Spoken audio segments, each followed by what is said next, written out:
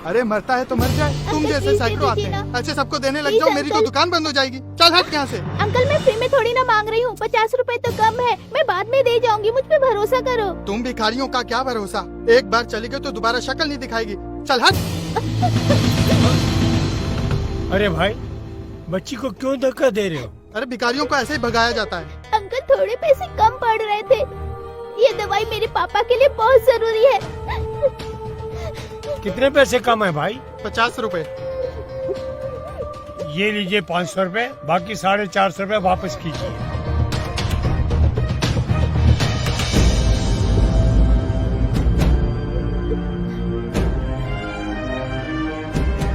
ये ले बेटा, पैसे भी ले जा बेटा, तेरे काम आएंगे। बेटा जल्दी से घर जा, अपने पापा को ये दवाई दे। Thank you uncle. जा। इस लड़की का बाप मरे ना मरे, लेकिन ये बुड्ढा जरूर मरेगा, ऐसे परोपकार करता रहा तो।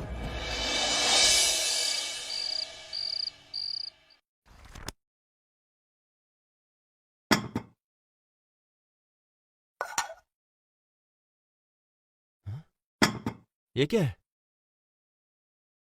सिर्फ दाल ही दाल बनी है, कोई सब्जी नहीं बनाई क्या? आपके पापा लेकर आते तो बनाती ना।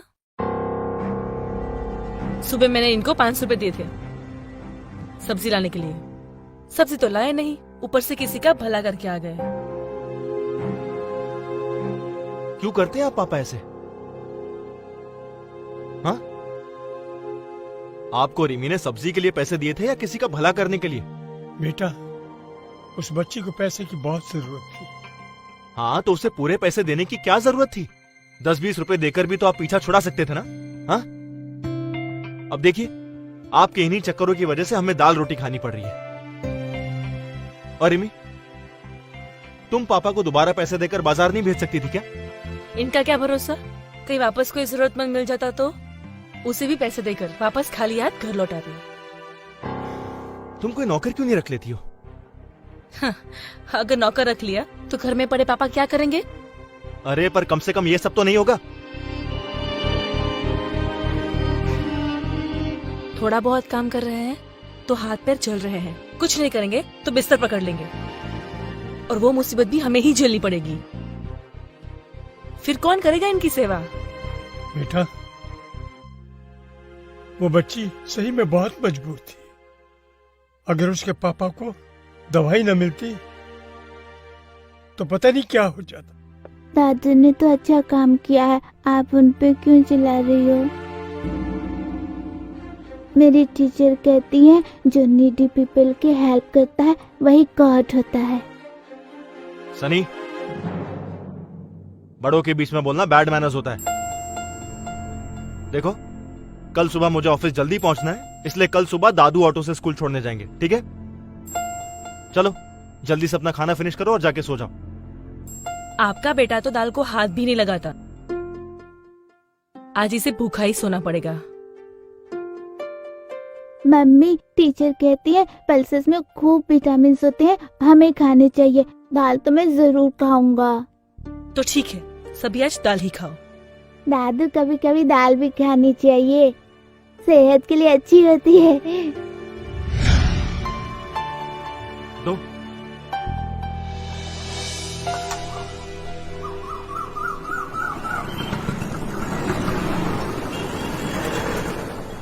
कितना हुआ भैया? अरे दादू, आप रिक्शा लेके घर जाओ ना।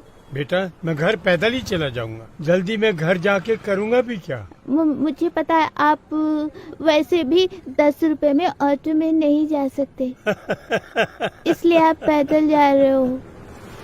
मेरा बच्चा, बाय दादू। बाय।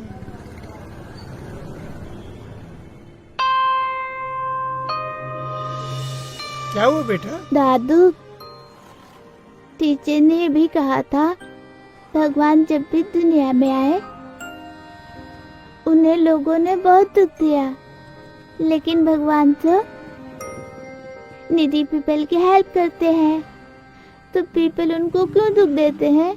बेटा, जब इंसान किसी दूसरे इंसान के काम आएगा तो भगवान को यहाँ आने की जरूरत ही नहीं पड़ेगी। हमारे अंदर इंसान का दिल होना चाहिए। हाँ दादू, और मुझे यकीन है कि तुम भी नीडी पीपल की हेल्प करोगे। मैं भी नीडी पीपल की हेल्प करूँगा। मैं आप जैसा ही बनूंगा।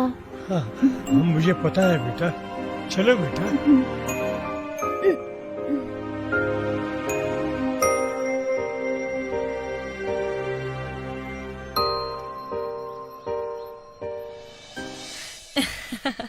सच बड़ा ही सेक्सी ड्रेस था वो तो। हाँ यार, आजकल तो ये विमेन के बीच बना फैशन का ट्रेंड है। राज तो क्रेजी है मुझे उस ड्रेस में देखने के लिए। बट ये कैसे पॉसिबल है? तेरे फादर इन लॉ तुझे इतने बोल्ड आउटफिट में देखेंगे तो वो क्या सोचेंगे? Who cares of him? उनकी वजह से हम क्या खुश रहना छोड़ दे? ये बूढ़े लोग होते ही है हमारी खुशियों में आग लगाने के लिए। बट तू है बहुत लकी यार, जो तुझे राज जैसा हस्बैंड मिला है। मेरे घर में देख, मेरे ससुर की चलती है, चाहे वो सही हो या गलत। मैंने एक बार अपने हस्बैंड से फादर इन लॉ को अलग रहने के लिए क्या बोल दिया, वो तो कहने लगे मैं तुम्हें छोड़ सकता हूँ पर अपनी मम्मी पापा को नहीं। ये खून के रिश्ते भी ना बड़े अजीब होते हैं। कितनी भी परेशानी हो वो एक दूसरे का साथ नहीं छोड़ सकते। तेरे और मेरे ससुर में डिफरेंस भी तो देख। तेरे ससुर की प्रॉपर्टी इतनी है कि उसकी रेंट से तेरे घर का पूरा खर्चा निकल जाता है, और मेरे ससुर को देख, कमाते धमाते तो है नहीं, ऊपर से राज की कमाई को लुटाते फिरते हैं। ऐसा क्या करते हैं तेरे ससुर? घर का सामान लाने बाजार भेजती हूँ और खाली हाथ लौट कर आते हैं। कहते हैं उन पैसों से किसी की मदद कर दी। पता नहीं सच बोलते हैं या झूठ। आज की महंगाई में किसी को घर बैठा कर खिलाना कितना मुश्किल होता है पता है ना। एक तो इनको खिलाओ, ऊपर से इनकी घपलेबाजी भी झेलो। अरे इस सठियानी उम्र में ना लोगों का भरोसा ही नहीं है। इस उम्र में आकर आदमी और भी शौकीन हो जाते हैं। तुझे पता है मेरे नेबर में ना एक बुढ़ा रहता है, अपनी बहू से पैसे लेता था घर के सामान के लिए और कहता था किसी जरूरतमंद को दे दिया, और बाद में पता चला उसका किसी बार गर्ल के यहाँ आना जाना था। पता नहीं इनका क्या चक्कर है। राज तो कहता है कि घर के काम के लिए कोई नौकर रख लो। अगर इनका पेट भरना ही है तो नौकर को अलग से पैसे क्यों दे, है ना।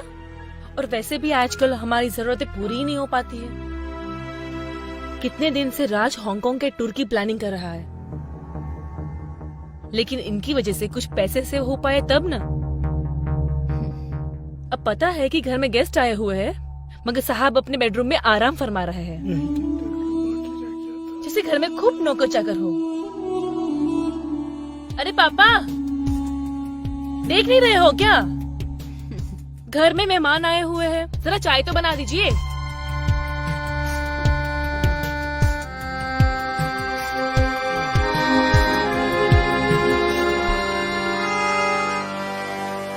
अरे छोड़ना, बुलाते रहेंगे। और बता, तूने और कौन सी ड्रेस देखी?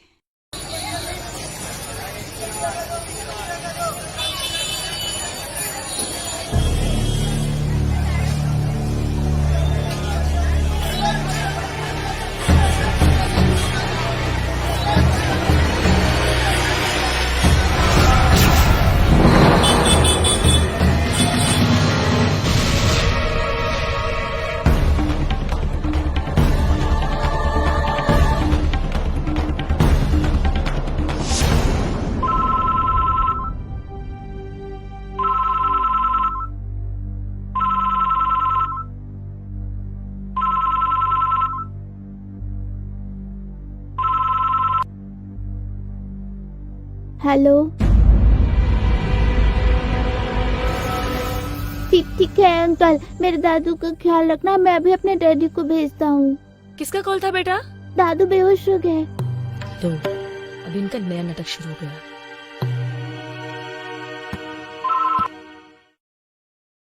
हेलो हेलो बेटा, डैडी। ये किसको कॉल कर रहे हो तुम? हेलो सनी बेटा, तुम कुछ बोल क्यों नहीं रहे हो? डैडी को। देखो बेटा, छोटी छोटी बातों के लिए पापा को परेशान नहीं करते, ओके? तुम जाओ, जाके खेलो, दादू आ जाएंगे, ओके? हेलो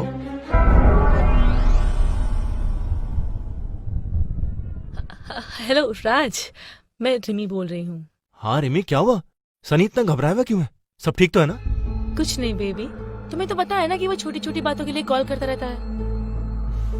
तुमने मूवी की टिकट्स बुक कर ली है ना? डार्लिंग, संडे को तो मैं सिर्फ तुम्हारी ड्यूटी करता हूँ। तो ये बात कैसे बोल सकता हूँ मैं?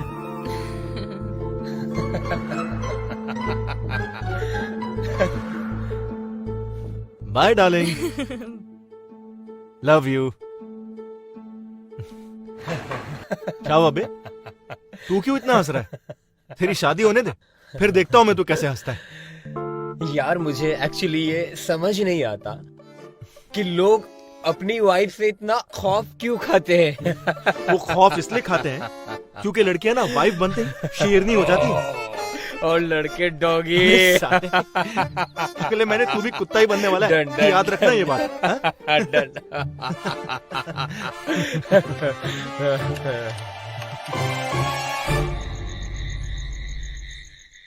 सनी, अरे मार क्यों रही हो मेरे बेटे को? बेटा, तुम्हें मैंने पैसे किस लिए दिए थे? टीचर को देने के लिए। फिर पैसे कहाँ गए? स्कूल में मुझसे कहीं गिर गया। झूठ बोलता है। हाँ, मुझे सब मालूम पड़ चुका है। सच सच बोल। हाँ बताता हूँ। बोल। रन के डैडी एक्सपायर हो चुके हैं। उसके मम्मी के पास जॉब भी नहीं है। अगर उसकी फीस डिपॉजिट नहीं होती तो टीचर उसे स्कूल से निकाल देती। कितना अच्छा काम किया मेरे बेटे ने। क्यों मार रही हो तुम इसे? और अगर तुम्हारी फीस डिपॉजिट नहीं हुई तो तुम्हें भी स्कूल से निकाल दिया जाएगा। ये नहीं समझ में आया तुम्हें? अरे तुम्हें दोबारा फीस भर दूंगा, इसमें तुम्हें मारने की क्या जरूरत है? तुम्हारे पापा ने हमें क्या कम बर्बाद किया है तो ये भी उनके कदमों पे चल निकला। यहाँ हम अपना बजट संभालने के लिए अपनी जरूरतें कम कर रहे हैं और वो है कि दूसरों पे लुटाए जा रहे हैं। और तुम देखो, अगर तुमने दादू की तरह हरकतें की तो तुम्हें घर से बाहर निकाल दूंगी, समझा? उनको तो मैं कुछ कह नहीं सकती, इनको जो बुरा लगता है। हाँ।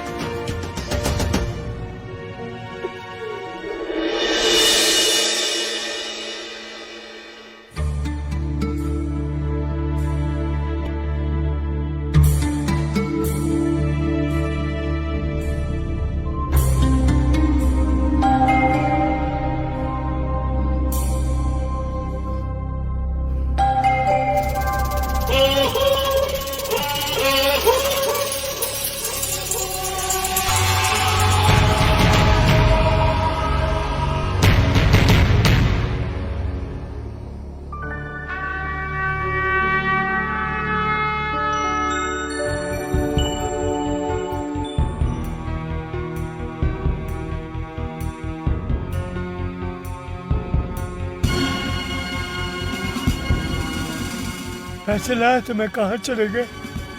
पैसे कहाँ गए? अभी तो जेब में ही थे, कहाँ गए? हे भगवान, वैसे मेरे साथ इतनी परेशानियां लगी हुई हैं, अब क्या होगा? अंकल जी हट जाइए ना, मुझे देर हो रही है। अंकल साइड में खड़े होकर के देखिए ना, दूसरे को क्यों तकलीफ दे रहे हैं? देखिए अंकल, साइड हो जाइए, साइड हो जाइए।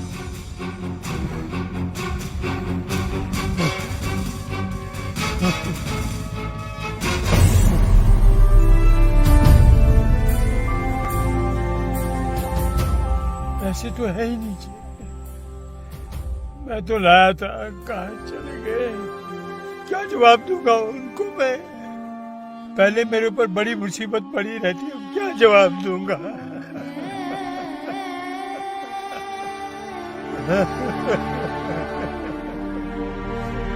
हे राम, हे राम।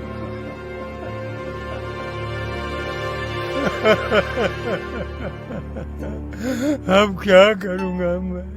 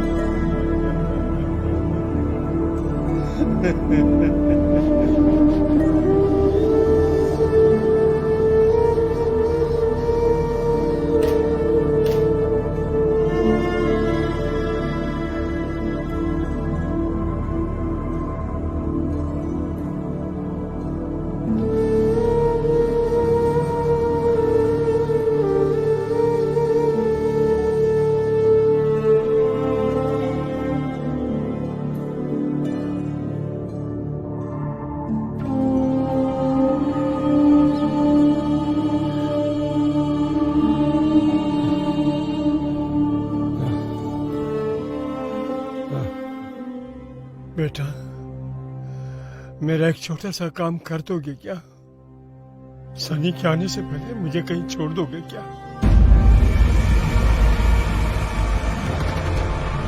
कहाँ जाना चाहते हैं? बेटा, मैं चाहता हूँ कि मेरी बाकी की जिंदगी किसी वृद्ध आश्रम में मेरी उम्र के लोगों के बीच कटे। मेरे यहाँ साथ रहने से तुम लोगों को परेशानी होती है। मैं नहीं चाहता मेरे बच्चों की खुशी में मेरी वजह से खलल पैदा हो। वैसे भी मेरा शरीर थक गया। अब मैं आप लोगों के किसी काम का नहीं रहा। तुम लोगों पर मैं बोझ बनकर नहीं जीना चाहता।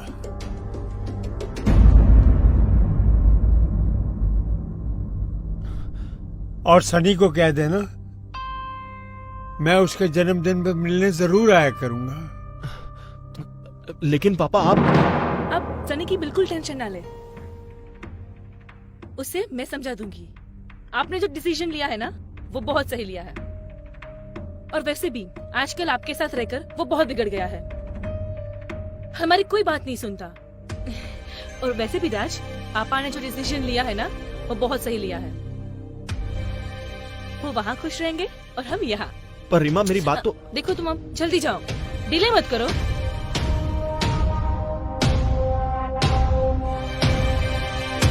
अरे पापा, आपने कुछ सेविंग की थी क्या,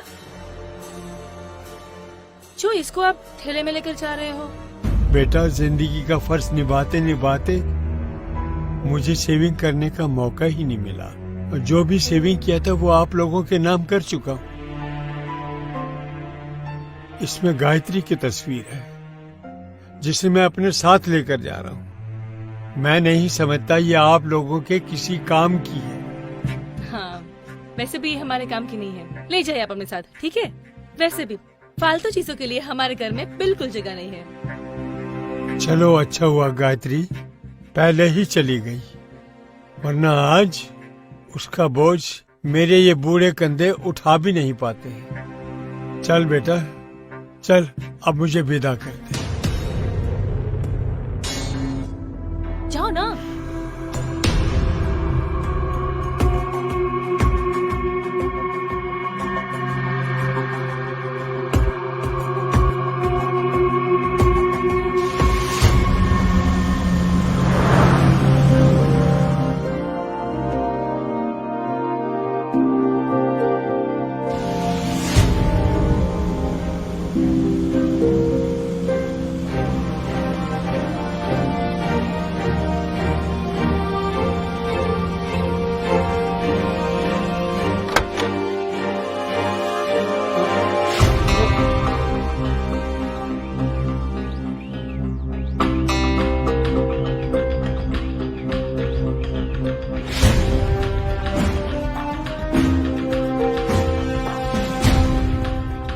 चल गायत्री, हमारी किस्मत में नियति ने ये जगह पहले से ही निश्चित कर रखी है।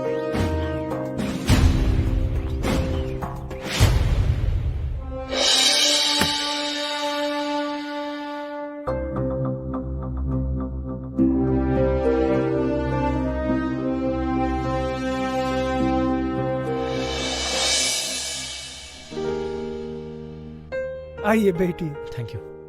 जरा इनका नाम बताइए। राम कृष्ण दयाल।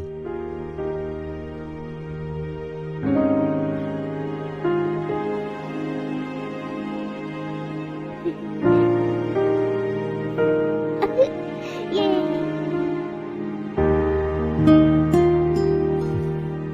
अरे वाह, मैं ये पहला आश्रम देख रहा हूँ जहाँ बूढ़ों और बच्चों को एक साथ सहारा मिला है। जी हाँ, दोनों अपने अपने घर वालों को मिस ना करे, इसलिए दोनों के लिए एक ही आश्रम बना है। यहाँ दादा दादी अपने पोती और पोतियों को पाल लेते हैं और पोते पोतियाँ अपने दादा दादी को। क्या बात है।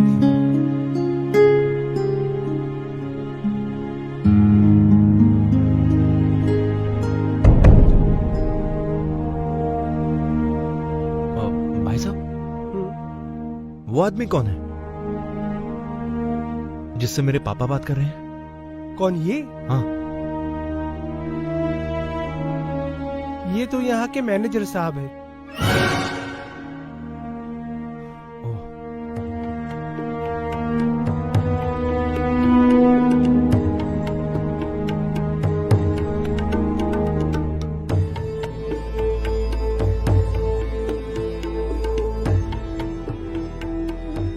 आपने मुझे किस लिए बुलाया है? कुछ काम था? सर वो मुझे आपसे कुछ पूछना था। कहिए, क्या पूछना है? सर मुझे एक सेकंड सर, सो सॉरी। हाँ बोलो रिमी। पोस्ट से छुटकारा मिला कि नहीं? देखो मैं भी किसी से बात कर रहा हूँ तो मैं कॉल बैक करता हूँ। हाँ ठीक है। अच्छा रुको, मेरी बात सुनो। उनसे कहते ना कि सन्नी के बर्थडे पर भी आने की जरूरत नहीं है, क्योंकि मैं नहीं चाहती कि मैं सनी पर उनकी परछाई तक पड़े। ठीक है? मैंने तुमसे कहा ना, फोन रखो, अभी बाद में कॉल करता हूँ तुम्हें। Okay fine.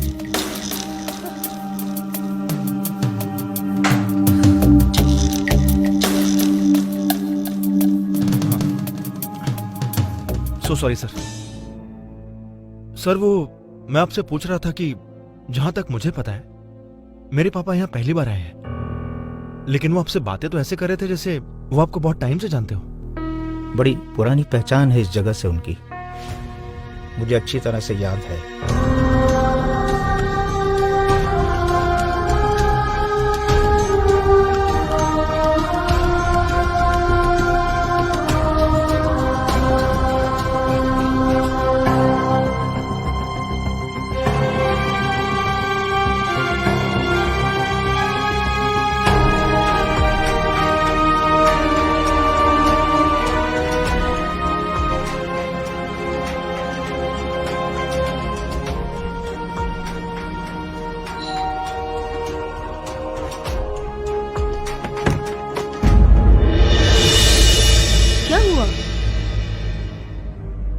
तुम तो ऐसे सैड हो जैसे तुमने पापा को वृद्धाश्रम नहीं शमशान छोड़कर आए हो।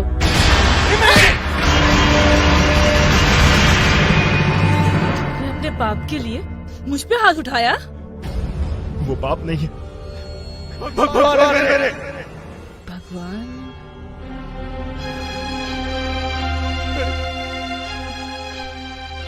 मैं तो अनाथ हूँ। आज के सड़कों पर भीख मांग रहा होता। अगर उन्होंने मुझे आश्रम से गोद नहीं लिया होता तो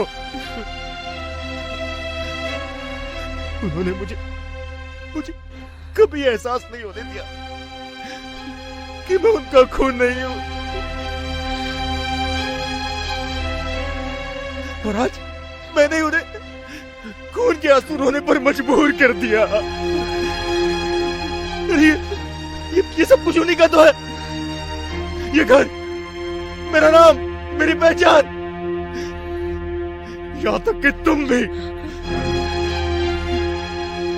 क्या तुम्हारे पापा मुझे अनाथ को तुम्हें सौंप दे? बोलो। ये तुम्हें कैसे पता चला? किसने बताया तुम्हें ये सब?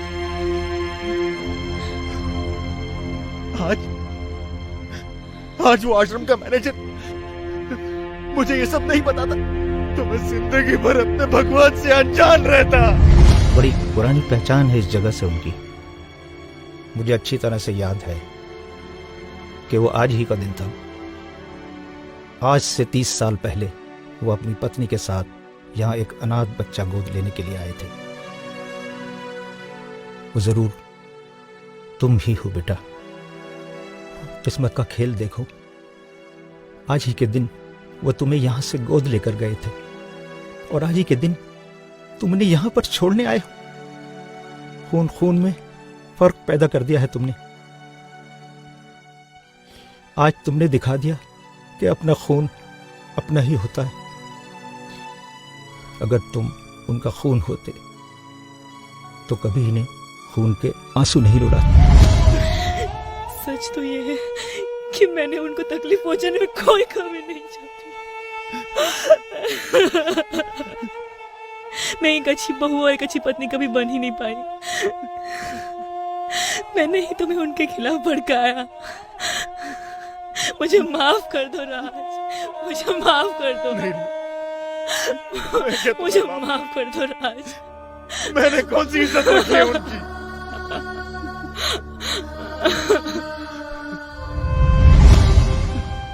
मैं उनके पैरों में गिरकर बहुत रोया, बहुत गिड़गिड़ाया, और हमने उन्हें इतनी तकलीफें दी है कि अब हम उनका प्यार कभी वापस नहीं पा सकते।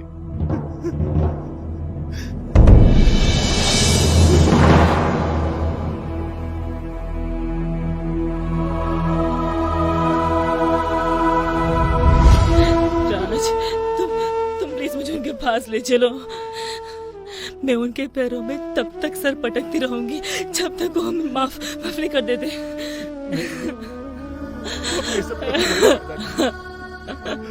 वो हमारे पास कभी नहीं आएंगे, कभी नहीं आएंगे। सरप्राइज!